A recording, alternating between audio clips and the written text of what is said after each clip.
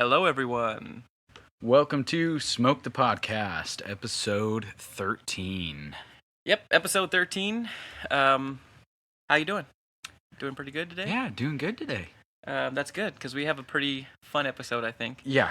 I had an idea of kind of doing episodes that are dedicated to types of guns, like a gun system, a weapon system, I guess you can say. Yeah. So today's going to be our first one. Okay, I'm excited. So, what are we smoking on today? Today's cigar is a Romeo and Julieta Churchill. All right, and in the glass, we have Angel's Envy Bourbon. And our firearms topic today is the 1911. So, can you let us know a little bit about our selections today? Yeah, so normally, I'm sure if you're a past listener, a returning listener, first off, we thank you for that. But you also know that Theodore and I typically don't really select our cigar and whiskey together, like to try and pair them together. We just kind of randomly grab a whiskey and a cigar and let's do an episode. This one we're going to be a little more specific. We actually paired this cigar with this whiskey for a specific reason. We also paired our firearms topic, or talking about the 1911 platform, very specifically. And the reason for that is, for those of you out there who are history buffs, you'll know that we just commemorated the 75th anniversary of D-Day, which was actually June 6th, 1944 was actually D-Day, and then obviously June 6th, 2019, 75th anniversary. Teddy, are you a history buff?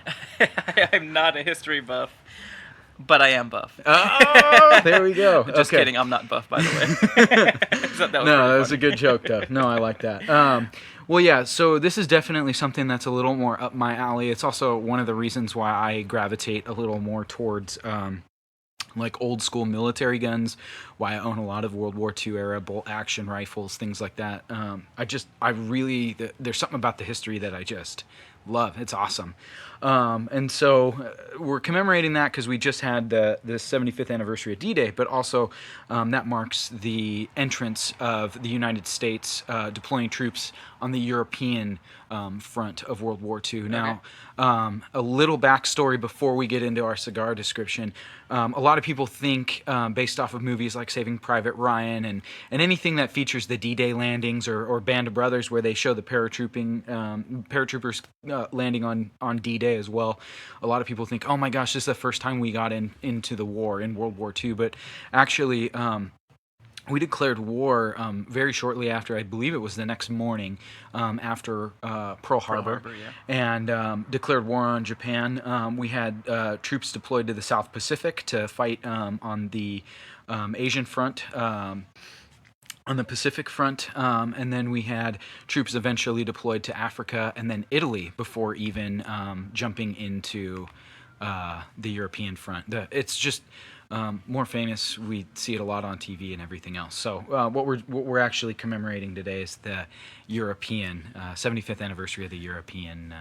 Yeah, and that's good to clear that up, because in popular culture, I mean, it seems like D-Day was kind of like the entrance to the United States. In World War II, and a lot of people don't. A lot of people credit that too, Absolutely, and most people, if you just ask the popularity them, of it. They know that we deployed troops on the Pacific front. Almost everyone knows about it, obviously, mainly because of the end result, which was the atomic bomb dropping over in Japan. So people know about it. What they don't know oftentimes is that we had troops that served in Africa and in Italy, and not to mention our allies had been fighting this war since 1939, France and Poland and Great Britain and everything else. So yeah, because I was kind of surprised, being that I'm not a history buff, to know. I mean, I knew that Pearl Harbor was in the end of 1941. And then when I knew D-Day was June 6th, I just didn't know what year. When I found out it was 44. I was like, whoa, that was a big gap between 41 and 44. Absolutely. Yeah. So what's really cool is today, the cigar, the whiskey, and the firearm topic all center around that, and we'll go ahead and go through that. So. All right, so let's get started with the cigar. While Ryan's talking about the cigar, I'll go ahead and pour the whiskey up. Yes, please do. Our cigars have been lit for a little bit. Yes. And the reason for that is because they are Romeo y Julieta Churchills cigars. So they're a lot bigger than the cigars we typically smoke. So we wanted to get a little ways into it because a little head start. Even a little head start. We're still further behind than where we would normally be on an episode. So these the description here. I'm not sure where the description was pulled from, but we have the Romeo y Julieta Reserva Real Churchill. Was made using beautiful hand-selected Connecticut shade Ecuadorian wrapper, a Nicaraguan binder, and a blend of Dominican and Nicaraguan long fillers. This unique combination produces a rich and aromatic smoke that arouses the passions of even the most demanding cigar connoisseur. So some unique facts about the cigar is obviously the profile is going to be smooth to medium, or what I would like to say maybe more of a mild-bodied cigar that has the flavor of a medium. A wrapper of a Ecuadorian Connecticut. Shape is the Churchill, which is approximately 7 inches long and a ring gauge of about 50. So it actually has a fairly similar ring gauge to the Robustos that we typically smoke, but it's got an additional 1.5 to 2 inches over the cigars that we usually smoke. So that's quite a bit more tobacco. And so it takes longer to smoke them too because the draw on it just seems to just go slower for whatever reason. And then the country of these ones, they're Dominican Republic. And the filler is both Dominican and Nicaraguan. The reason why we picked this cigar, is because it was a Churchill, and that's there's a unique point about that. But this also was one of Winston Churchill, the Prime Minister of Great Britain during World War II. It was his go-to cigar. The reason why they are called a Churchill size, which again refers to the overall size of the cigar, was because Winston Churchill smoked a cigar from the moment he woke up to the moment he went to bed. Wow. And that was the length of cigar that he smoked. And so they coined this size after Winston Churchill. That's why if you ever go into any cigar shop, you can pretty much find any series or type of cigar in a Churchill. Yeah, it's a very common size that you see. I think when people think of cigars like in the movies or in TV, typically you see guys smoking Churchill-sized cigars. Yeah. I always laugh because it's just, I mean, it takes so long to smoke these things, you know? I don't understand. Well, I mean, it's up to the individual, I guess. For me, I don't like to do a lot of things while smoking cigars. Yeah. So a Churchill sometimes is just way too long for me. You know, I can't sit here for 2 hours and puff on a cigar, and you know, it takes a long time. Oh yeah, I've had some really well wrapped, slow burning, consistent Churchills before. Mm-hmm. Rocky Patel makes one that I really like. That took me close to 2 hours and 45 minutes to smoke. Yes, and he's a fast smoker too. And I'm a fast smoker, but you know, to be honest, with the extra amount of tobacco that's in this, I typically smoke a lot slower when I smoke Churchills. And the reason for that is because as a little bit quicker of a smoker, I have a tendency to know like exactly where my limit is with the Robusto, whereas with the Churchill, if I smoke them too fast, I tend to get a little lightheaded. Yeah, and I can see how that. And that's a good tip for any of the people who are just getting into cigars. Well, we start with the shorter, smaller cigars. Trust me, you're always going to think, man, I want more, but don't do it. Don't do it. Winston Churchill is impressive that he could smoke these from morning until night. Yeah, I mean, you can desensitize yourself. Absolutely. Yeah, once you develop that habit, I guess it's hard to break. All right, so what's in the glass today? It's going to be Angel's Envy Bourbon. And today's whiskey is actually brought to you by E-Power LLC. E-Power provides pressure washing services to the San Gabriel Valley and Inland Empire. Call 866-EPOWER5 to schedule an appointment. Also follow them on Facebook, Instagram, and LinkedIn at ePower LLC. Thank you, ePower, for sponsoring. Thank you to the guys at ePower for sponsoring our whiskey today. Angel's Envy Bourbon, just give you some descriptions. This is straight from the website, the Angel's Envy website. Oh, okay, perfect. Which is kind of cool because sometimes websites they don't give you that kind of stuff. They usually leave it up to the tasters and the fine connoisseurs. Yeah, the connoisseurs. So this is what they want their whiskey to taste like. Okay. So we'll see. We'll match it up. We'll give you our honest opinion like we always do. Okay. So. On the appearance, gold, laced with reddish amber hues, nearly copper in tone. We are recording this outside, as many of you guys know, because we're smoking a cigar, so it's kind of dark out here. It's kind of hard to see that. I'll just take their word for it. Yeah. On the nose, you'll detect notes of subtle vanilla, raisins, maple syrup, and toasted nuts. I get some vanilla, some raisins. I was gonna say vanilla and I was almost gonna say grapes, like a winey type. Not too much toasted nuts. Yeah. For me. On the palate, vanilla, ripe fruit, maple syrup, toast, and bitter chocolate. Okay. And on the finish, it's clean and lingering sweetness with a hint of Madeira that slowly fades. So cheers. Cheers. Let's go ahead and give this a taste. Ooh. Oh, that's good. I like that. Yeah, that's really good. That's very. There was an initial bite right after the finish, but or right after the initial. Did you first taste it? Yeah, but then it quickly went away. That's kind of uncommon. Usually that bite lasts, or you don't get a bite at all. Yeah, that is kind of weird. Kind of got a little bit of both going on there. Get another taste. Yeah, I mean, on the palate, I don't know. Like I said, when you read these tasting notes, I don't know if they kind of get in your head. But yeah, I feel like I can taste some vanilla, a little bit of that maple syrup. I can smell it a little bit more now that I've tasted it, the maple syrup. A little bitter chocolate. That all makes sense. Yeah.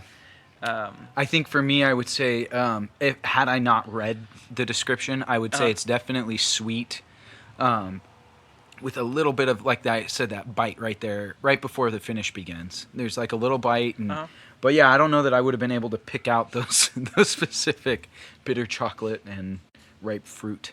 So some unique facts. Finished.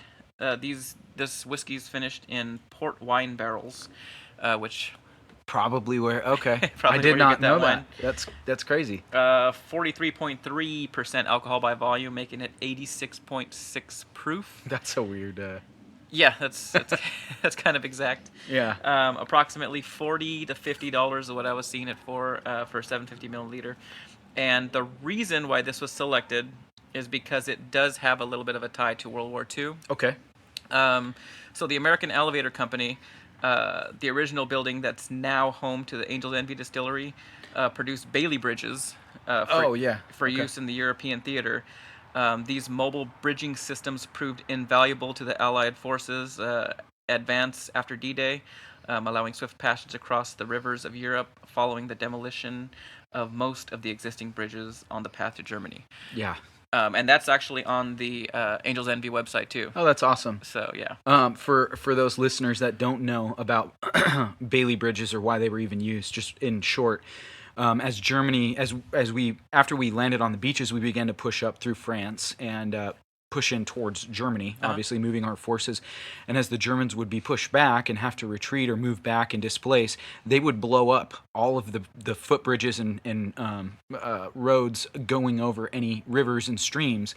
And so in order to get jeeps, tanks, supplies, anything across these rivers, they were having to build bridges, and obviously those can take forever. So these Bailey bridges were like these fold-out kind of bridges that either tanks or these large vehicles could carry in and basically deploy them across the river. And then now you have a bridge and you can get all your supplies across. It's actually pretty cool. Yeah, that is pretty cool. And then the reason why we selected this over any other whiskey as well is because there weren't a whole lot of whiskeys, American whiskeys, being made during World War II. Correct. Yeah. A lot of the distilleries were actually commissioned by the government to make unrefined alcohol for fuel and explosives and war efforts. Yeah, So. like a lot of companies, were manufacturing weapons, and that's why you see some of the like M1 Garands that were made by a typewriter company and stuff like that. Kentucky Harvester, I think Yeah, something like that. American Harvester, Yeah. I think at that time. But yeah, it's pretty cool. So in fact, when we were searching for whiskey, all we kept finding is, well, there wasn't much whiskey. A lot of the U.S. servicemen at that time just drank rum. Yeah, a lot of rum. Yeah, because all of the major distilleries that have been around since the early 17 and 1800s were producing just mass quantities of industrial alcohol. Mm-hmm. Yeah, pretty crazy. Yeah, that is pretty. I mean, it's awesome as a nation that we would band together like that, So. All right, let's move on to the triggered firearms topic. Yeah. The 1911. The 1911. The 1911 is one of my favorite looking guns. Yeah. I think they're just cool looking. It's iconic. It is iconic. I would say, okay, so I was thinking about this when we chose the topic. I was thinking about it as a kid growing up, and it's probably the same for you as well. As a kid growing up, there were two guns, in my opinion, when you thought of a handgun, right? Not a revolver, but like a pistol or a semi-automatic handgun, right? There were two guns that came to my mind as being iconic on both TV, video games, movies, whatever.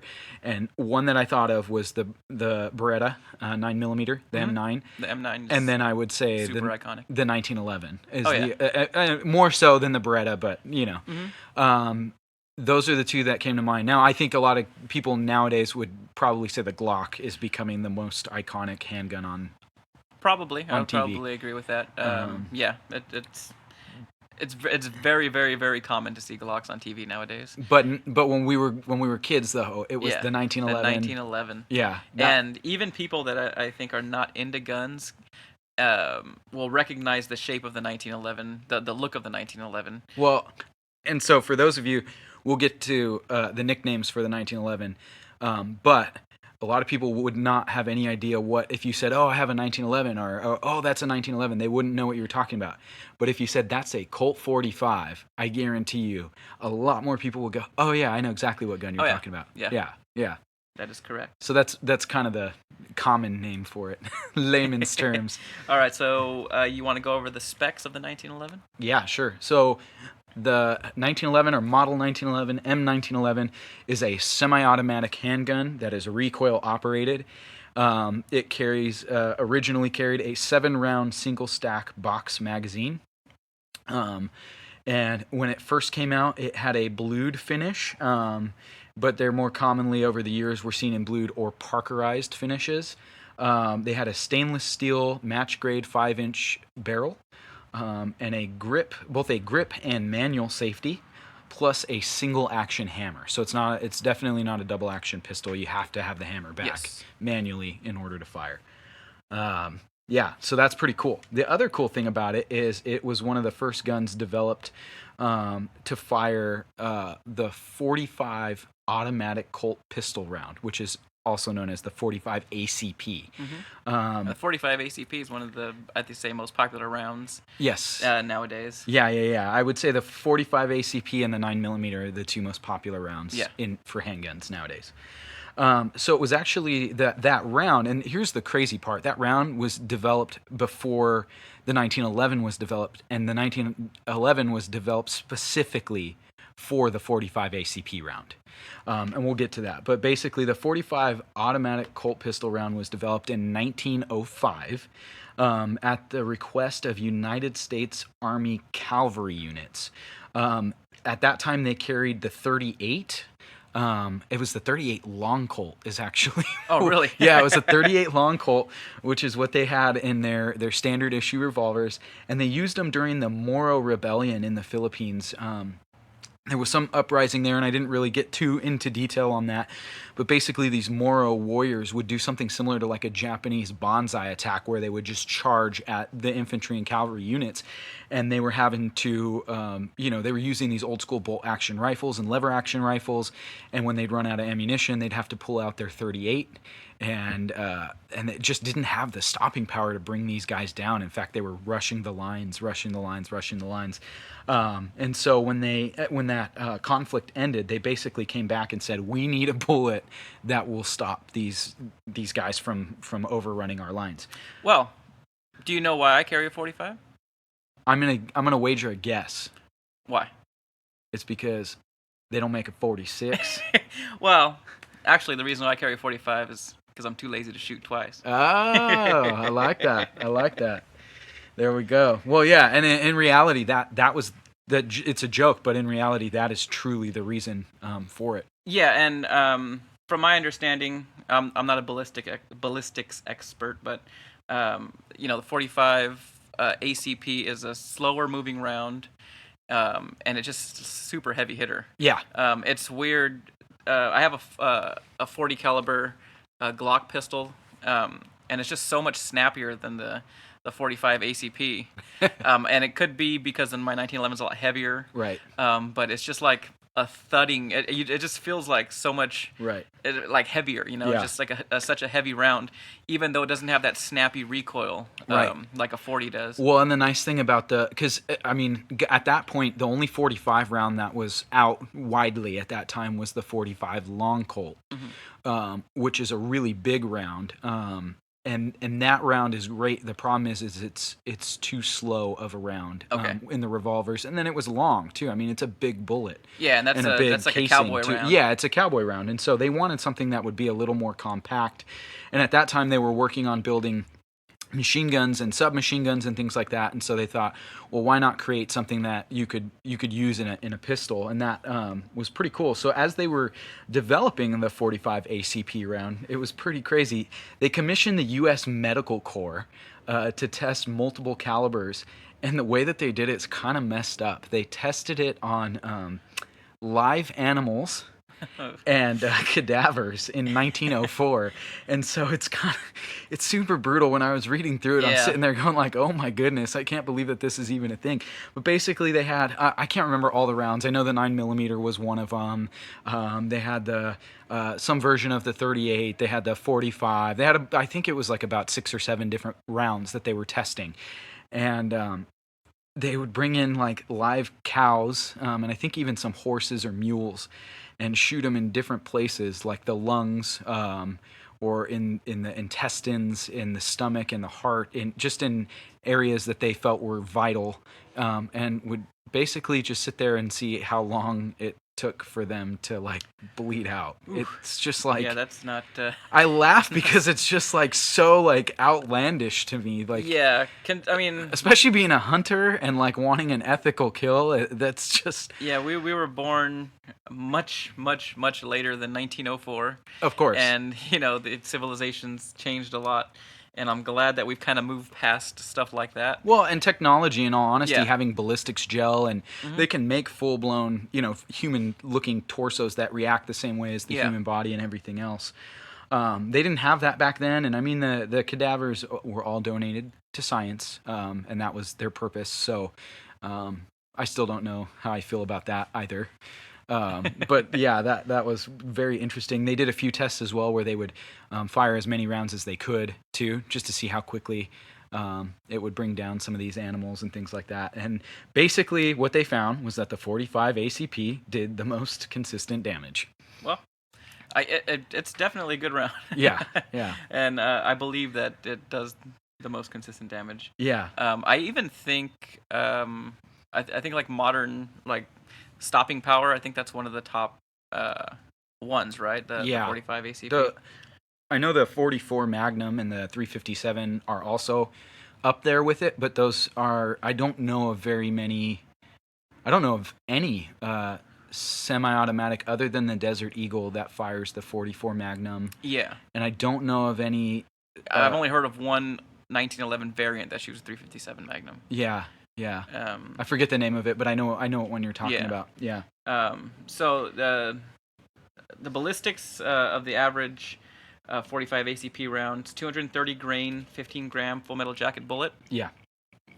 850 feet per second, 400 foot-pounds of energy, and the effective range 25 to 50 yards. Okay, and that's on a silhouette. That's not on a bullseye target. Yeah, and I'm sure that they could be pretty effective at further out. Actually, beyond 50 yards, they start to slow down too much. Oh, really? Yeah, and so I mean, it's pretty weird. There was There was a gentleman online who had talked about, basically, and I don't know a whole lot about physics or anything like that. It would be cool to talk to someone who's into ballistics or maybe a physicist and find out exactly how much the foot-pounds of energy drops off the further out it goes.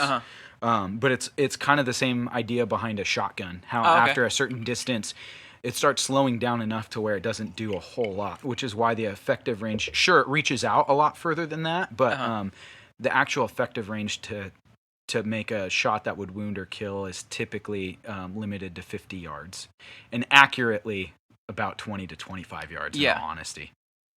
I don't know. I've shot mine. I don't know if I've shot it past 25 yards. It's pretty accurate, though. Yeah. When you're within the range, it's pretty good. Yeah.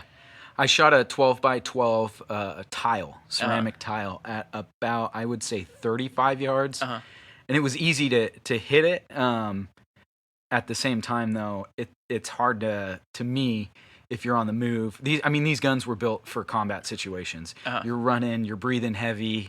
You might not have the time to sit and line up your shot, and so a lot of the guys that train with these train for hours and hours and hours under multiple different conditions to get that accuracy, which is why in reality for a normal everyday person your effective range would probably be more like 15 to 25 yards. Okay, that makes sense. Yeah So all right, yeah, moving on. Yeah, so just a little history on it. The gun was developed by John Browning. Which gun wasn't? No. Seriously.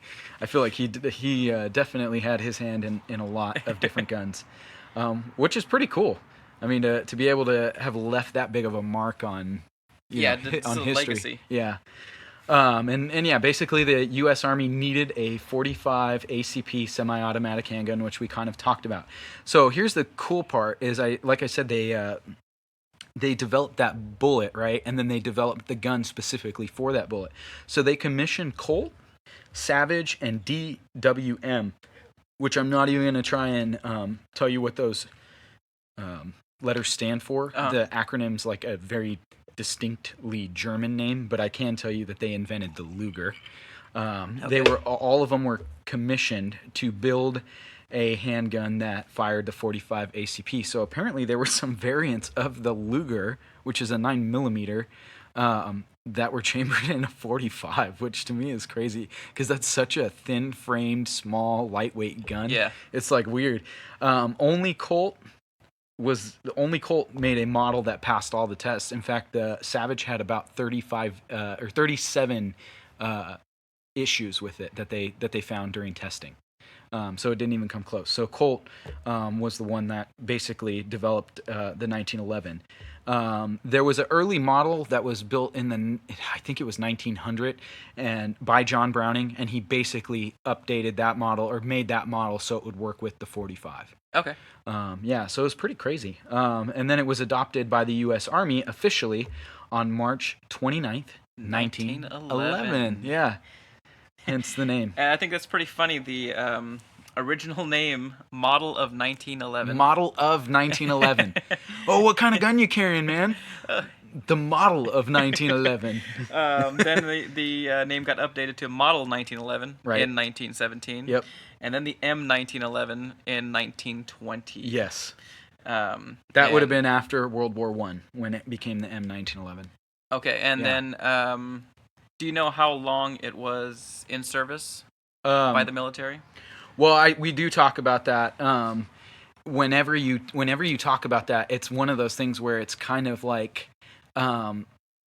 it's weird because there's so many variants of the 1911 nowadays that we actually have had guys who served in the military, specifically more special operatives, Navy SEALs, things like that, that still carry them today. They carry variations of them. Standard issue-wise, that ended in about 1980, I think. Okay. Somewhere between like 1979 and 1982, I think, is when Beretta took over as the standard issue. But yeah, it was crazy because then, it was adopted by the Army in 1911 and then adopted by the U.S. Navy and the Marine Corps in 1913. We didn't even have an Air Force until I believe it was after World War II. So then obviously the Air Force adopted it when they became their own specific branch. Before that, they were Navy pilots and then the Army Air Corps. And both of my grandfathers are familiar with the 1911. Yes. But I know my grandfather that was in the Marine Corps always refers to it as the 45. Yep. That's it, just the 45. The 45, yeah. In fact, I think that's Papa Teddy was the same way as well. Yeah. I think he called it the Colt 45. He is a little more into guns than my Marine grandfather. Right. So when I told my Marine grandfather that I bought a 1911, when he saw it, he goes, "Oh, 45." It's like, yeah, that's what it is. Yeah. Yeah, I know Papa Teddy knew what the 1911, the M1911, he knew exactly what we were talking about. But then I think when I handed it to him, he was like, "Oh, that's the Colt 45." Yeah, that's the 45. Yeah, that's the 45. I think he had a little more extensive use of it, simply because at that time, where he was on the ship, I know that he said, I believe in basic they fired the M1 carbine, and then the 1911. I want to say they were able to fire like 1 or 2 magazines out of the Thompson submachine gun as well. Cool. He was telling me about all the different guns, and he was like, and then once we got on the ship, it was literally, here's an M1 carbine that you post guard with, and then you also posted guard with a 45 as well. Yeah. So I know he carried it quite often, I believe, or at least whenever he was on guard duty. But yeah, it's pretty crazy. So then by 1913, it had been adopted by all major armed forces of the U.S. And it actually first saw combat in 1916 in the U.S. expedition against Pancho Villa in Mexico. So that was the first time it actually saw action, like being a standard issue sidearm. It was utilized by the U.S. cavalry and infantry units at that time, which was pretty cool. So it got its first little bit of field testing. And then shortly after that, we entered World War I. And at that time, it was only being manufactured by Colt and then Springfield Armory, which here's a crazy note about Springfield Armory that I did not know until this week. Springfield Armory is different from today's Springfield Armory Incorporated. Oh, really? Springfield Armory was the government-owned armory. Oh, okay. Yeah, we had an armory in Springfield that was owned by the U.S. government, and they manufactured most of our military weapons. So then I think it was in the 60s, late 60s, I think it was 68, maybe 70s, when they basically decommissioned the Springfield Armory. And then a couple private citizens who were into gun manufacturing coined the Springfield Armory Incorporated and have been making guns based off of the Springfield Armory original models, which is why if you buy anything from Springfield Armory that was previously a military model, it's more likely going to be as close to mil-spec as possible because they had all the original plans for them. Wow, that's good to know. I didn't know that. Yeah, it was pretty crazy. I was like, I had no idea that was the case. It was weird, yeah, when I saw that, it was government owned. I was like, I didn't know Springfield Armory was government owned, and then I did my research, and I was like, oh, it's not, but it used to be. But then obviously the high demand in World War I, obviously they had to add companies, ended up churning out over 68,000 1911s, and Remington, Savage, Winchester, and North American Arms, which is actually in Quebec, were the biggest ones for manufacturing those. So that was pretty crazy that they got so many other people now where they gave them the plans and said, hey, we need you just to make as many of these as you can. So it's pretty crazy. So World War I was the first major combat usage, and the battlefield testing led to the updates on the gun. Oh, okay. So the M1911A1 in 1924, which is what we use today. Shorter trigger and hammer spur, longer grip, safety spur, modified grips, ergonomic frame cuts, and wider front sights. Oh, okay. So that must have been what was said on the battle. Hey, we could utilize these things. Okay. Yeah, it's crazy. Once people start carrying it, you're like, okay, well, let me. It would be better if these things were added. I would assume that the the shorter hammer spur obviously is probably because they were catching the hammer on either on their holsters or on things as they were climbing around or on their belts or something. You know what I mean? Yeah, I could imagine. And then the longer grip safety spur, that makes sense too because it gives you a much better defense against that hammer bite. The 1911s are known for that bad hammer bite. I don't have to worry about that with mine. Mine either. But we'll talk about that a little bit later. Okay, yeah. Yeah. So yeah, that all happened basically then between World War I and World War II, and they began developing newer frames. And then, like you said, the M1911A1, which it was now referred to, then became the biggest sidearm of World War II. And when I say the biggest, I'm not just talking about in the U.S. Most of the Allied countries carried and asked for or produced the 1911s as well. In fact, the M1911A1 saw 1.9 million units built. Okay. That's a lot. Yeah, Remington Colt and Ithaca, who was popular for shotguns, Ithaca was really popular for shotguns, were the three major companies that built the most of them. But there were some random companies in there, and you mentioned this with the M1 Garand. Singer, which is an American typewriter company, was commissioned. I believe they built 500 of them. But yeah, they were building more of the M1s. And then Union, Switch, and Signal, which made like switchboards for train stations or something like that. It's like weird how obviously they must have had very similar machinery to where they could be given a work order and hey, make us 100,000 of these or whatever it might be. I wonder what the worth is of one of those guns. They're worth a lot. They are. I don't know offhand. What the actual worth is. It's kind of funny because some of them are worth quite a bit because they're rare. But some of the ones that were not built by actual gun manufacturers had like a lot of issues with them. And so I don't know. Obviously, I know sometimes that diminishes value too. So it's kind of a catch-22 where you're getting something that's really rare, but it might not be as well built as one built by Springfield or Remington or by a Colt. company that actually makes guns. Yeah. And at that time, Springfield Armory stopped making them mainly because they were building most of the M1 Garands during that phase. I think they were building all of the Browning automatic rifles, so the BARs as well. Yeah, they were definitely building more of the bigger guns at that time. And then there were some other updates that happened specifically for the manufacturing of the World War II era specific M1911A1s. Mainly that was the Parkerized finish, which we talked about. Basically from World War II on, the Parkerized finish became the standard. Before that, they were blued finish. Okay. The problem with that is in areas like the Pacific, where they had a lot of moisture, and in Europe too, where it was always damp and moist, those blued guns in the leather holsters would just rust like crazy, and they had to be maintained. Yeah, I can imagine. So that Parkerized finish allowed them to really kind of beat up on the guns a little bit without having to maintain them as well. And then instead of the wood grips, which they were known for having those custom either walnut or cocoa bolo wood grips, they switched to a plastic brown wood-like grip on there. And mainly that was also too because they were using a lot of wood to build the M1 Garand stocks, the M1 carbine stocks, and the Thompson submachine gun stocks as well. Yeah, it's funny how when I look at the 1911 now, I think that it's very hard to, I shouldn't say hard to maintain, it's just harder to maintain. And thinking back then, they were probably just happy to have them because they were, not revolvers. Yeah. They were the industry standard. They were the top of the line at that point. And now I look at the guns that I own, and I think, well, the 1911 is awesome because it's so much history and they're so pretty. Yeah.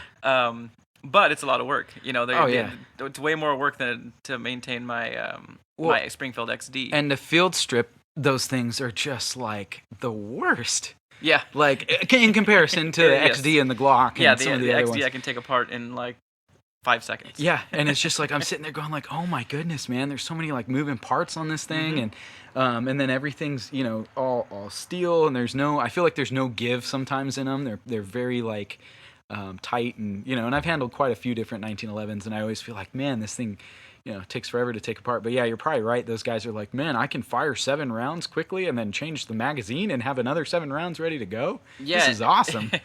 And yours is the mil-spec tolerances, so it's a lot easier than mine to take apart and clean and stuff. I would argue that that's completely false, but okay. So before we move on, let's get back to the whiskey and cigar.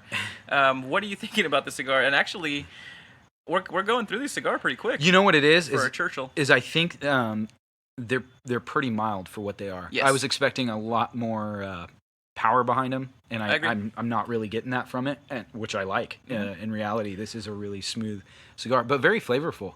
Yeah, I agree. I'm really enjoying this cigar, and typically with Churchills, I get to a point, and it could be because we're talking and having a good time out here. I get to a point where it's kind of like, well, this is kind of taking a long time. And, I don't know how much more time I want to invest in this thing, but I actually have not got that feeling at all with this one. Yeah, I'm enjoying it. Oh yeah, they're good.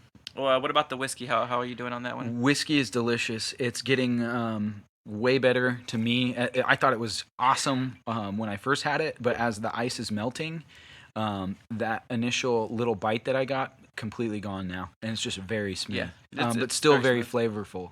Though. Yeah, I'm digging it also. Yeah. This is the first time I've tasted this, Angel's Envy. Yeah, I've never had it before.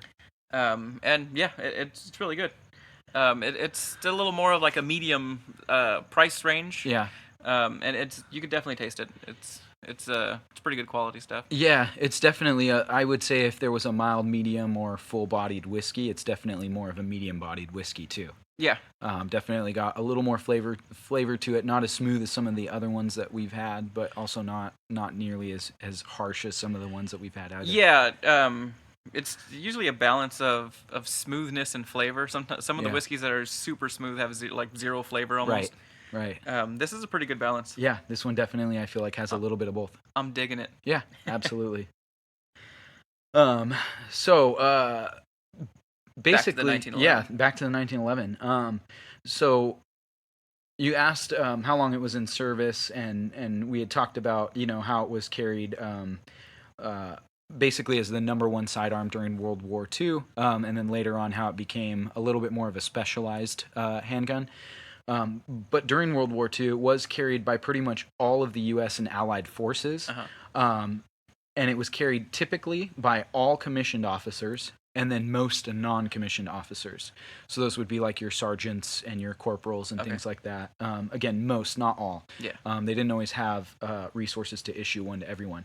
A lot of the non-essential, non-essential support roles. So like anyone who was in any kind of like drivers of Jeeps, things like that, they were all issued on. Most of the support roles were issued one.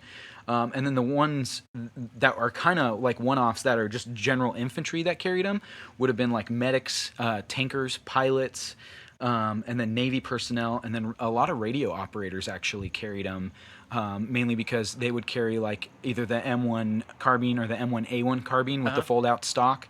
And then some of them carried so much extra gear that they just would carry a 45 as well.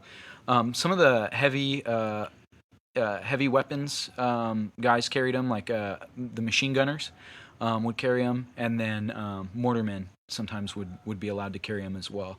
And it was really hit or miss too. Oftentimes if a company commander decided like, hey, I want these guys carrying the 45s, then they would get requisition the 45s, whereas the next company he might say, they don't need one. Okay. That being said, any person who could obtain one, in any infantry or soldier who could obtain one, pretty much were allowed to carry a sidearm or any additional weapons. Many of them bought them, like on leave in other places, or had their family members buy them from back home and send them over to them, which was pretty crazy. Or a lot of them scrounged them, whether they stole them from supply drops or things like that, or even pulled them off of dead bodies and things like that.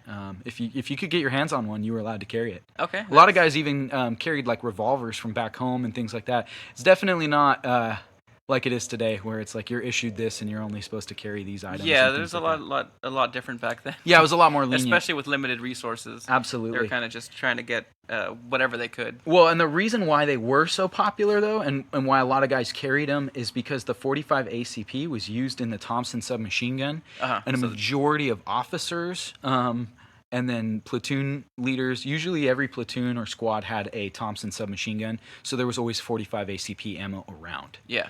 There wasn't. Yeah, that ammo was plentiful. Oh yeah, there wasn't always 38 special or long Colt or things like that around. So if you could get your hands on either a 45 revolver or 45 1911 or just anything that fired a 45, you were typically allowed to carry it. 9mm was pretty popular too. And then also Britain's special forces really loved the 1911. They often carried the Thompson as well. At some point, they switched over to the Sten gun, which fired a 9mm. So a lot of their guys ended up carrying 9mm semi-automatics as well. So yeah. What about post-World War II? So you said that about the 1980s is when they kind of went out of standard. So that would mean that it was used in like Korea, Cold War, Vietnam Wars. Yes, yeah. So those were still standard issue. Same people too that we talked about: officers, non-commissioned officers, support roles, medics, things like that, pilots and tankers, things like that. Anywhere where they might need a backup weapon or might not be able to get to their primary, would typically carry them still. And then in the 1980s, is replaced by the Beretta M9. Yes. Which. Yeah. I know people that have Berettas. They're pretty nice. Yeah, they're definitely nice. It's kind of funny because there are a lot of guys that were the old school of the old breed that were like, absolutely not. There's no way I'm carrying a 9mm. And then we've had this debate before: the 45 versus the 9mm, stopping power versus accuracy, and then being able to carry more rounds and stuff like that. A lot more rounds. I think M9 is what, 18 rounds. The magazines. Yeah. And for the most part, during that entire time from World War II until about the 1980s, the model, the A1 model of the 1911 pretty much remained the same. Like there wasn't a whole lot of updates. There weren't any, that was the other thing too. There weren't very many integral updates between World War I and World War II. Most of those things happened between World War II and the 1980s, where they found, maybe stronger steel and different things where they could basically change out the guts of the 1911 a little bit and update them with just higher quality pieces. But for the most part, the kind of the blueprint stayed the same, which is pretty cool. And they withstood a ton of usage. And in fact, they were cheaper to rebuild used 1911s than they were to manufacture new ones. Yeah, new ones. It's pretty crazy.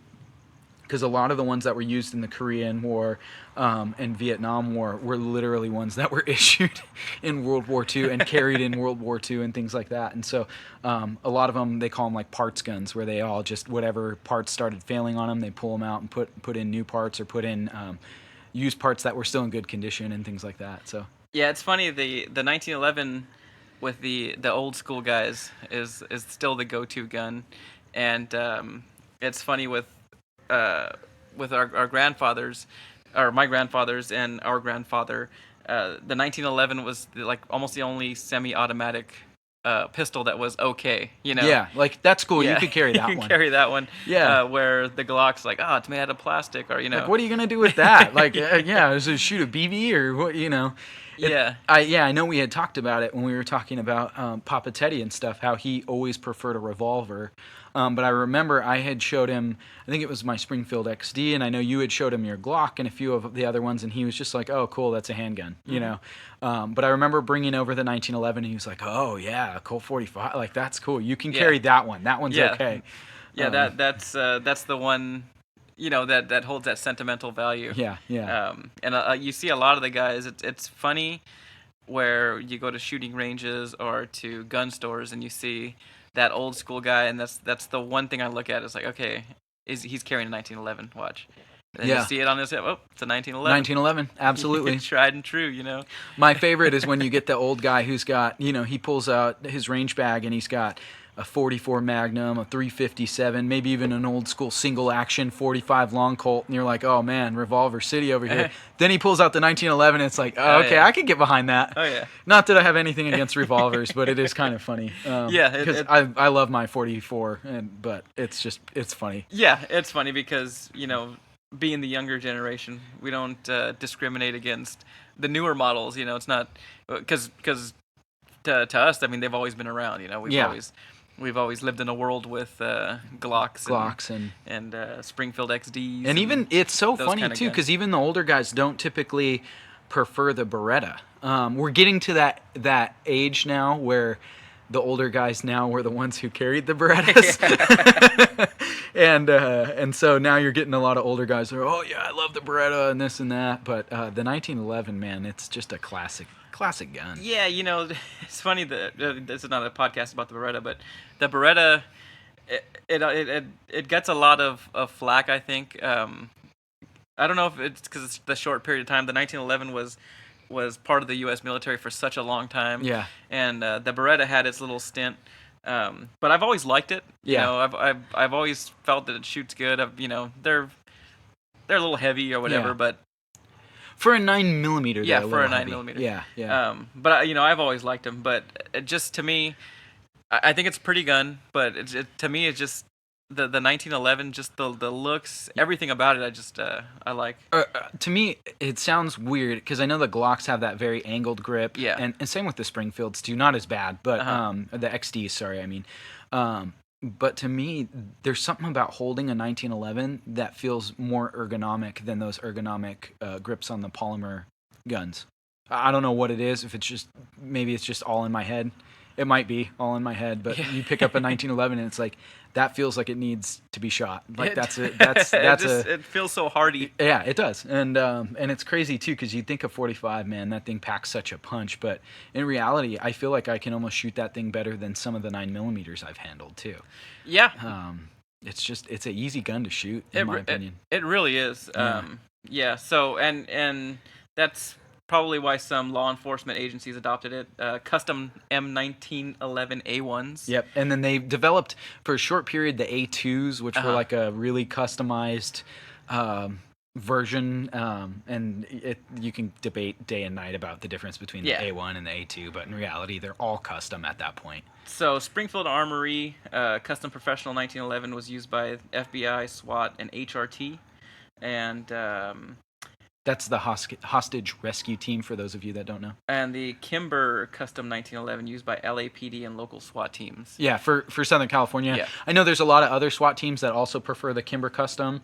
I just know for a long time LAPD that was like their go-to was the Kimber Custom 1911s. I know a lot of them carry like the, the Nighthawk Custom. Nighthawk Customs. Those are pretty popular as well. And then, like I had said, there were 1911s carried during Desert Storm and Iraqi Freedom as recently as, I think, 2018 was one of the most recent times they had actually seen a general carrying 1911 as his preferred sidearm, which is pretty crazy. But in reality, they're mainly just used by operators, specialized units. A lot of the, guys that do any kind of mercenary work where they're just guns for hire in some of those rough Middle Eastern countries, a lot of them choose to carry the 1911. Yeah, and we've been talking mostly like the M1911 A1 is pretty specific type, but the 1911 has evolved a lot. Yeah, absolutely. There's so many companies that make the 1911 variations of the 1911. Now you find 1911s in 9mm and other calibers. Yeah. If I were to ask you, sorry, not to interject, but I'm just curious, off the top of your head, who would be some of the manufacturers that come to mind just like that when I say 1911? Oh, Kimber. Okay. Nighthawk Custom, which you said. Yeah. Jesse James Firearms makes them. Okay. I mean, obviously Colt. Springfield Armory, of course. SIG makes a pretty cool 1911 as well. Yeah, SIG does. Yeah. I mean, almost every. And then I know of the company. budget ones, Rock Island Armory. Yeah. And then there's another one that's on the lower end, and I can't think of the name right now. I'll have to look it up. Yeah, there's a couple of those. But I know Rock Island's the big popular like lower end one. Yeah, and then Les Bauer. Oh yeah. And those are the super. That's the other end of the the spectrum. Nighthawk Custom, Les Bauer. Those are super expensive. Yeah. 1911s. But yeah, you're right. They've made them so the standard 1911 has a 5-inch barrel. Almost like if you think of the 1911, it's a full size with the 5-inch barrel, and they're all single stack. They even made some double stack versions of it with a wider like grip to the base of it. There's been some that have come out with I don't know if you've seen them, the double barreled 1911s. Mm-hmm. They're two side by side. Yeah, I've seen just like a YouTube video. Yeah, they're some guy shooting one of those. I mean, they're interesting. I don't know that I'd ever own one other than for fun, but yeah. And then they make a lot of concealed carry ones now that have 3 and 4-inch barrels, which are pretty cool. Yeah, and like I said, different calibers. Right. To me, the 1911 is a 45. Yeah. I mean. But some people they like that platform, I guess. So they'll take it a 9mm. Yeah, and I think the 9mm. I know they make the 5-inch barrel models, but I think typically those are in 4 and 3-inch. And I've even seen 22 caliber. Yeah, well, a lot of guys will buy the conversion kits for theirs too, so that way they can just shoot 22 out of it because it's so much cheaper just to shoot 22. You can buy conversion kits for them that are pretty cool, and they make some really like high-end 22 1911s now as well that are like really neat. Yeah. And then I don't know if how familiar you are with them, but Springfield Armory also makes a series that's a 9mm series that is the they call it the 911 series. Oh, okay. And it's basically these 3-inch or 3.5-inch little short and framed. And I know they make it in a 9, but I've seen I've seen the 1911 in a 38 before. I've seen it in the 380 before. There's a bunch of weird calibers out there. There's so many different versions of it. It's ridiculous. But yeah. So Ryan put together a little thing because I have a TRP, and I like to joke around about how the TRP is so much better. Do you know what TRP stands for? Tactical Response Pistol. Okay, I was going to say, if you didn't know that, that'd be pretty embarrassing. But, I like the stainless steel one, and, it's just my personal preference. So we'll let Ryan read off what Springfield says, the difference between the mil-spec and the TRP. But go ahead. Yeah, go ahead and. I'd just like to give a forward here. I have never seen anyone be issued a stainless steel 1911. Just saying. Look, I understand. But I like mine, man. I just like the way it looks. Yeah, if you want to get spotted from like a light flashing off that bright silver from a mile away. It's matte. It's not like shiny silver. I guarantee you, if I shine a light on yours and mine at a distance, yours would flare up. It might. But mine's so accurate, I can, doesn't matter what distance you are. Oh, okay. I'll be able to shoot the light right out of your hand. Yeah, because the 45 ACP can do that. Again. So, mil-spec versus high-end. Really, this shouldn't say high-end. It should say middle-end. Middle of the road. Yeah, the TRP is not a high-end 1911 by any means. But it's high-end for, like, what the average person would carry. Yeah. Like, someone who's not in law enforcement, someone who's not in the military, or has a need to carry something that... Yeah, or just doesn't have... I mean, because a lot of, like the Nighthawk Customs and the stuff we were talking about, Kimbers, they're really expensive, and they're really expensive because of the aesthetics and the things that are added. And a lot of them are all hand pressed and handmade and hand machined and everything else. So you're also paying for that as well. But typically those range anywhere between I would say 25 on the low end, all the way up to I've seen them as high as $5,000-$6,000. They're average. I would say is about $4,000 for a custom 1911. So anyways, the mil-spec. First, let's talk about the trigger on the mil-spec versus the TRP. So the mil-spec has the short mil-spec trigger with a 5 to 7 pound trigger pull. That comes out of the box. TRP has the longer trigger on it with a out of the box 4.5 to 5 pound trigger pull. And it has 3 cool little holes on the trigger that look really nice. Okay, you can get it with holes. You can get it filled in. That's like aesthetic. I don't know that serves any purpose whatsoever. Other than if we were in hand-to-hand combat, I could shove a pen through there, and then you couldn't pull the trigger on your stupid gun. It does serve a purpose. That it looks nice, man. That's a purpose. That's not a productive purpose.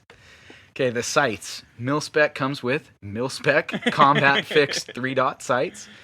And the TRP comes with adjustable tritium 3-dot, so it glows in the dark. Glows in the dark, yeah. And the mil-spec, it might be a little misleading. I mean, because they're not really fixed. Yeah. You could use a sight pusher, any sight tools to adjust them. You can actually put tritium combat sights on there. You could potentially put adjustable sights on them as well. So, but would that be mil-spec? No. Which is why I haven't done that to mine, and I have no need to. Okay. Just saying. But what you're saying is that you can do that, but then it wouldn't be mil-spec anymore. No, and I don't need it. What I'm saying is that I'm trying to give the idea that there's so many variations, man. I'm more concerned for the people out there, bro. Come on. Our listeners. Gosh, all you think about is yourself. Frame. So this one, they both are made of forged steel, either stainless steel or carbon steel, whether it's Parkerized. You can get Parkerized finish. Some companies make the blued finish. I don't know why you would ever want that on a 1911. Some guys like the aesthetic of it. That's cool, but if you're going to carry it in a leather holster, that just sounds like a bad day. The mil-spec has a standard frame. Standard mil-spec frame? Standard mil-spec frame. And the TRP has extra hand press fitting. So it's not fully custom. There's still a lot of parts on the TRP that are machined out, which is the difference between the TRP and like a full custom gun. Mm-hmm. But it does have extra hand press fitting, which is nice. And a lot of guys with the mil-spec will still go get them hand press. Now, I don't know if that necessarily defeats the mil-spec because a lot of the guys in the military had theirs hand pressed to fit them and tighten them and things like that. For those of you who haven't caught on, the 1911 does require quite a bit of maintenance too. So we were joking about how it's a pain in the butt now, but back then it was probably okay. But yeah, after you shoot so many rounds through it, you do typically want to take them to a gunsmith and have them press fit everything and just tune them up and stuff. And then you got that weird grip stippling, whatever you want to call it. Yeah, it's pretty aggressive stippling. Yeah, yours. I don't know. I mean, it's cool. For me, I'd probably want something a little less like aggressive. Pointy. Yeah, I mean, but that's just my personal preference. I know a lot of guys like really prefer that. Yeah, it's very aggressive. And when I first held it, the one thing I noticed is like this thing is not going to like slip out of your hands. It's there. I feel like you could really get a good grip on it. With that said, I don't think it's necessary. I mean. Yeah. Mil-spec is just fine. Yeah, because on the back it has some grooves on it and things like that too. So I mean, there's it's just yours is a lot more aggressive and custom. And guys will do all kinds of really cool custom grips on them and everything else too. Yeah, and it's got the flared mag well too. Oh yeah, and that as well. Which is kind of cool. Yeah, yeah. And then for the barrel, the mil-spec has. The mil-spec 5-inch stainless steel match grade barrel, and the TRP has what? The mil-spec 5-inch stainless steel match grade barrel, same barrel. What? No way. Wow, that's like one of the most important parts of the firearm, and it's exactly the same. Huh? Wow. Okay. Well, I'm just saying. Okay, the size. The mil-spec weighs in at about 39 ounces. That's unloaded, 5.5 inches tall and 8.6 inches long. The TRP weighs in at a hefty 45 ounces at 5.7 inches tall and 8.6 inches long.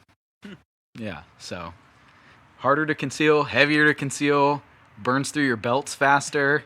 Man, that just seems like a pain to carry all that extra weight and length around, or height, I should say. Here's where it really boils down to the difference is the grouping when fired. Now, both guns were fired from 25 yards or at 25 yards from a resting position. So I don't know if they were sandbagged or what. Just the website on Springfield Armory just says 25 yards from rest position, from a rest. Okay. So the mil-spec had 5-inch grouping at 25 yards, whereas the TRP had 3-inch grouping at 25 yards, both from a rest. Okay. So I'll take the extra weight with the accuracy. Well, I would hope that you're not shooting at a 3-inch wide person. I mean, at the end of the day, if you're literally just trying to, I mean, this isn't a gun that you're like shooting long range for accuracy. I mean, it's up close, personal. It's a combat pistol. You know, I'm just saying. Okay. If you can't hit a silhouette with either of them, you probably shouldn't be using one. No, it's definitely impressive. I know, obviously, too, the ammo that you use will definitely cause that to fluctuate quite a bit. And so, yeah, that's definitely a huge plus for the TRP. And that also comes from the extra hand press fitting. It makes it a little tighter. There's less of a issue with, like extra movement and recoil and the slide racking, things like that. A few other notes that I'm sure you can bring up before I talk about price would be like the safety. The ambidextrous. Ambidextrous, okay. Yours doesn't have the rail on it though. Right? No, mine does not have the rail on it. But most TRPs do come with a rail to attach a light or laser, things like that. Yeah, there's a. I don't know if it's a different model or whatever, but there's one model that has the rail underneath, which is significantly more expensive too. And I think this MSRP may be that. No, it's not. It's the lowest one. Yeah. Okay. The higher one was actually closer to 2. Because I didn't pay nearly that much. No, I know you didn't, but I also didn't pay nearly the MSRP on that. Yeah, right. That's the lowest MSRP listed for the mil-spec and the lowest MSRP listed for the TRP. Before I read off the MSRPs, would you like to explain anything else about the TRP that I may have forgotten? The TRP is much better looking. I disagree 100%. In a Parkerized finish, possibly, okay? But the hammer has got that weird little like hole in it on the back and that weird like I just like the old school. Dude, you know me. I love military guns. Really, I'm going to say this on air, and Teddy's going to probably hold this over my head for forever. The TRP is a beautiful gun. It's a cool gun. It is a beautiful gun. It's a nice gun. However, to me, at the end of the day, I think a 45 effective range for both of us is probably, again, that 15 to 20 to 25 yards effective range for both of us. Okay. Right? Because we're not competition shooters. We're not out there shooting every day. You know, we're not like avid marksmen. I would say that we're definitely probably better than average. But I don't know that the price range for me makes all that much difference in performance on either of them. The other thing that I'd like to say is that there's something cool and iconic about carrying the same exact gun that thousands upon thousands of U.S. servicemen carried throughout World War I, World War II, Korea, Vietnam. They wouldn't have issued them to those guys if they didn't work and they didn't perform. They're battle-tested. They won 2 world wars. So why change it? If it's inherently perfect, why try and perfect it more? Because if the technology was out, they would have put that on there. They would have been carrying TRPs in World War II. Yeah, there's a lot of the things on there that they could have added to it with the technology at the time. They could have put adjustable sights on there. They could have put Teridium? Maybe not that, but they could have put the grip stippling or whatever you call it. They could have put the... they didn't have the manpower to they do all the extra hand fitting. Well, then, so obviously it worked if they're issuing it. Yeah, it worked, but it could have worked better. I doubt that. I think they wouldn't have issued it if it didn't perform and do its job. So, I don't want people to think that I think that I have like the greatest 1911 because I don't. It really is. Really, we're talking about like 2 really not as nice 1911s. There's probably guys listening to this going like, what are they talking about, dude? I have a custom at home. Like, this thing's way better. They're talking about crappy guns. Basically, might as well shoot a high point. What it comes down to is the TRP just has a few modifications that you can do to a regular 1911. It's, or I should say regular. I should say mil-spec 1911. It is basically a mil-spec 1911 with upgrades. Yeah. Where if you get a custom 1911, they're handmade, hand-fitted. Yeah, absolutely. And if you, I would just tell anybody, like, go to a gun shop, and especially if you don't live in California where there's a handgun roster, you go to a gun shop and you look at their 1911s and look at a high-end one, and you could see how how tight the tolerances on those things are. Absolutely. They're so tight, in fact, that if you get any jams or anything like that, they won't even like look at your gun unless you've had like 1,000, 2,000 rounds put through them, because that's how long it takes for all the tolerances to get perfect. Right. Yeah. Where they say like the TRP, like maybe 500 rounds you want to put through it, just to get the to get slide moving and everything. Yeah, with the mil spec, they told me 150 to I think 300 rounds or 200 rounds or something like that. Yeah. So what it comes down to, that the 1911, it's a beautiful gun, but it takes a little bit of maintenance. Yeah. Maintenance and care. No, and like I said, all in all, the TRP is an awesome gun. The mil spec's an awesome gun. Yeah. You'd be lucky to own both, one or the other or both. They're, in all honesty, at some point I'd love to get a custom. For me, my thought process is I'll get the 1911 in the mil spec right now because it's awesome. It's old school. It's the history that I want. It's got that old school look to it.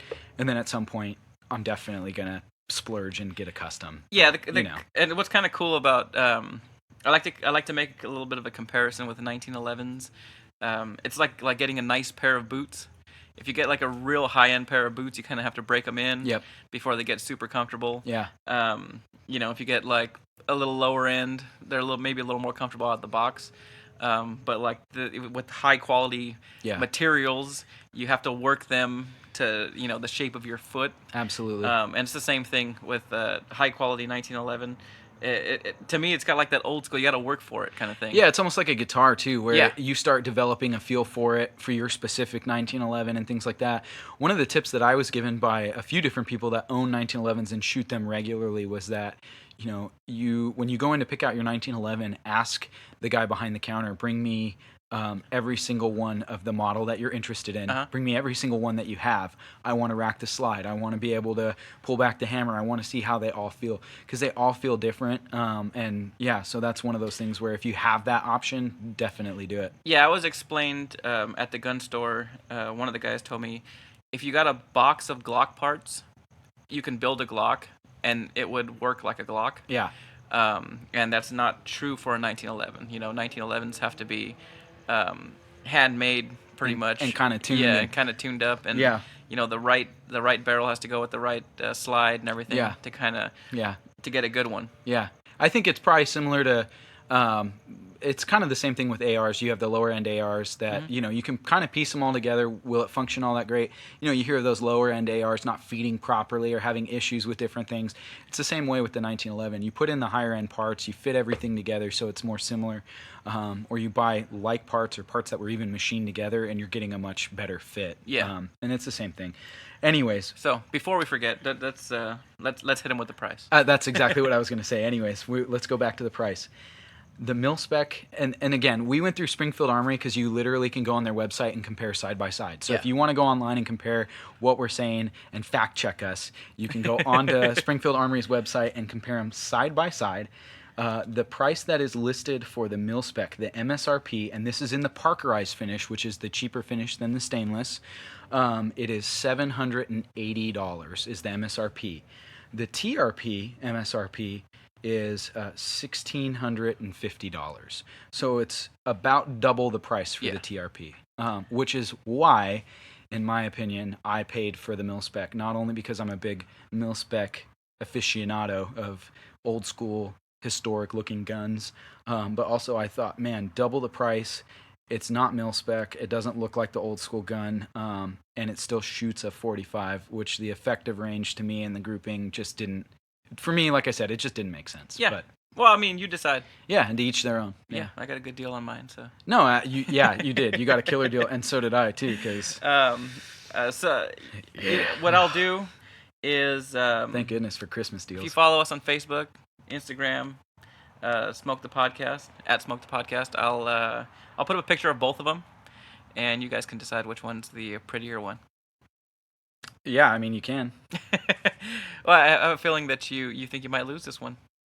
No, I'm just thinking in my mind, like, why would you even subject yourself to such criticism? Because I like it. Okay, whatever. Anyways, in closing, you got any cool nicknames? What are the nicknames for the 1911? So these are the common nicknames for the 1911. Everyone should nickname their if you buy a 1911, you need to give it a nickname. Yes. Okay. But these were the common ones. I have a nickname for mine too. I do too. Okay. These were the common nicknames during World War II and then beyond. My favorite, and I don't know why I think this is so funny, they found that they were extremely effective against Japanese banzai attacks. And so it gathered, amongst all of the soldiers, it gathered and was rewarded with the nickname of the Man Stopper, because supposedly one round would stop a banzai infantry soldier charging at an enemy line. I could imagine. Yeah. Yeah. One of the other nicknames, and this was just because the way it was produced back then, they called it Old Slab Sides because they felt like it was just machined out and just kind of, it's pretty flat on both sides. Uh-huh. There's not a whole lot of rounded areas to it other than the top of the barrel. So that's where it got the name Old Slab Sides. And then we already talked about it. Most commonly, it's called the Colt 45. The Colt 45, or just the 45. The 45, yeah. Or a lot of guys just called it the Colt too. Which can be confused for guys that are actually into shooting, because if you talk about like a Colt 45, a lot of people don't know if you're talking about the 1911 or the Colt Peacemaker, because those were also called Colt 45s as well. To me, I've always just called them the Peacemaker, but a lot of guys just call them the Colt 45. Do you want to reveal your nickname for yours? No, I like yours first. I think yours has a little, I like yours. Well, the nickname that I gave to my Springfield TRP 1911 is St. Peter. And the reason it's called St. Peter is because it holds the keys to heaven. There you go. I like it. Because if you're on the receiving end, you're meeting St. Peter. Oh, yeah. Oh, yeah. Absolutely. Mine's called the Judge. Wow. And the reason why I call mine the Judge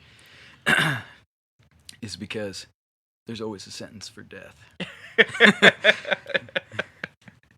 Oh, man. So let's circle back to this cigar and whiskey, and we'll close it out for everybody. Yeah, absolutely. So I'm a little over, it looks like I'm a lot over halfway through the cigar. Yeah, you're in probably the last end of the second third, I would guess. Yeah, and man, this is a good one. Yeah. And it's burned a lot quicker than I thought.